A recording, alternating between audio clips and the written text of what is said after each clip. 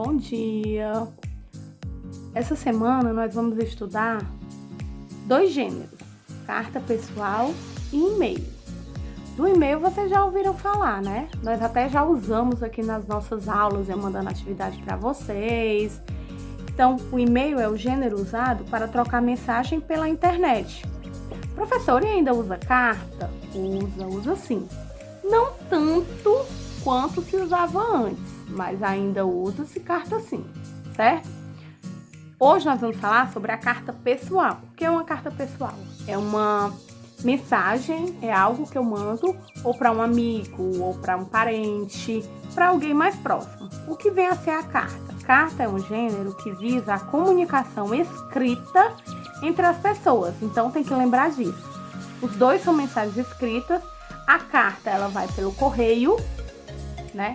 E o e-mail ele vai direto pela internet. Qual dos dois se usa mais hoje em dia? O e-mail, pela rapidez, por já ser aceito como mensagem oficial, então se usa mais. Mas a carta ainda é sim usada. Vamos ver a estrutura dos dois, as semelhanças e diferenças. Na carta pessoal, você tem que se atentar, porque a carta pessoal ela tem a seguinte estrutura. Na primeira linha, você tem a cidade em que você está escrevendo, a data, o mês e o ano. Então, Fortaleza, 7 de junho de 2020. E tem aqui para quem é a carta. Então, vai vir aqui o vocativo, certo? Vocativo é o chamado. Se eu vou mandar uma carta para minha mãe, eu digo, oi mãe.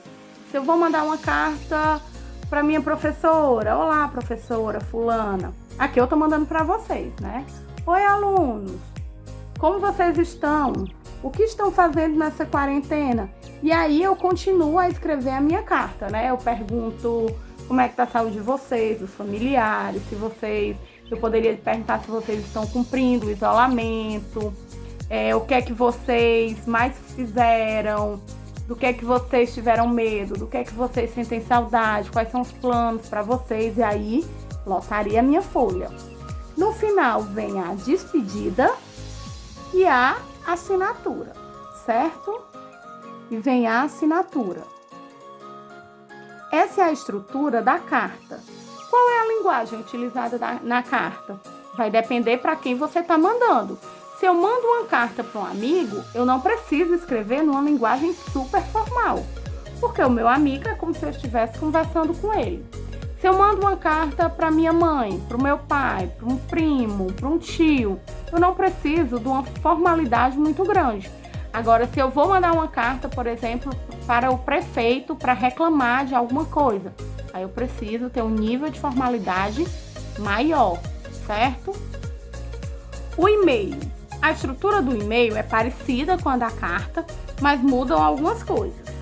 O e-mail é uma estrutura que ele já vem pronto. Quando você abre lá, né, o Hotmail, o Gmail, seja qual for o seu e-mail, já vem a estrutura, vem o para, que é o destinatário. No destinatário, você vai escrever o endereço do e-mail. O endereço do e-mail, ele tem o seguinte formato, ele vem o nome, que geralmente é o nome da gente, né? Então, por exemplo, o meu e-mail, que eu até já mandei para vocês, é Naina Ribeiro. Esse é o nome. Aí vem o arroba, que é o que faz com que a internet reconheça que aquilo é uma mensagem eletrônica.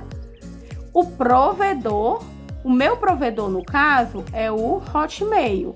Alguns alunos têm Gmail, outros têm o Hotmail mesmo, certo? Depois vem um pontinho. Aí vem o com, avisando que é uma conta comercial, ok? E o BR, que significa que é do Brasil, tá certo? Alguns, vocês vão ver que alguns não tem o BR, vai só até o .com, certo? No caso do Hotmail, eu acho que não tem o BR, é só até o .com, hotmail.com, ele não vai ter o BR. No caso de outros, aparece o BR. Então, aqui, eu vou mandar um e-mail para o exemplo, Paula, vamos supor que o e-mail da Paula é gmail.com, certo?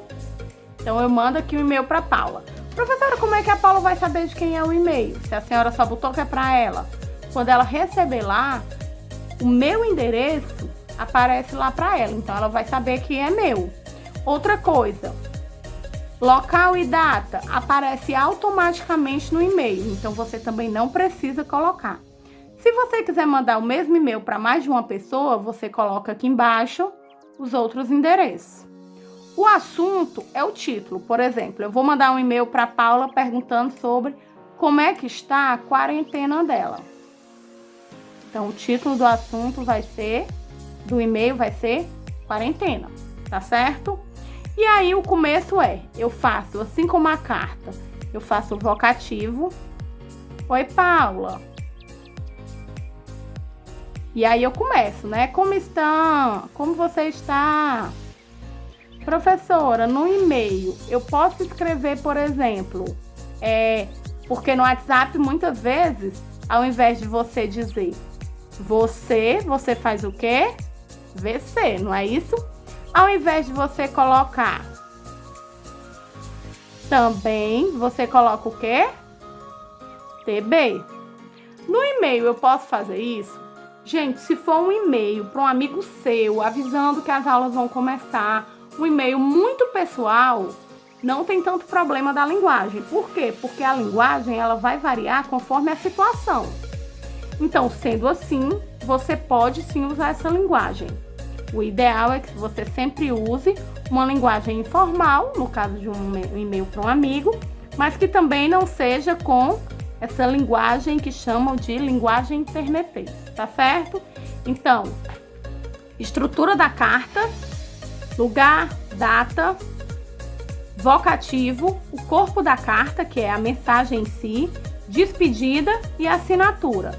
E o corpo do e-mail, endereço para quem você vai mandar a mensagem, assunto, e a estrutura é muito parecida com a da carta. Vocativo, o corpo da carta, né? A despedida, você pode botar aqui um beijo, por exemplo, e vai assinar. Por exemplo, eu assino aqui só como Janaína. Tá certo? Espero que tenham entendido e prestem atenção que eu vou enviar uma atividade, uma produção textual para vocês fazerem. Beijos e até a próxima aula. Fiquem em casa.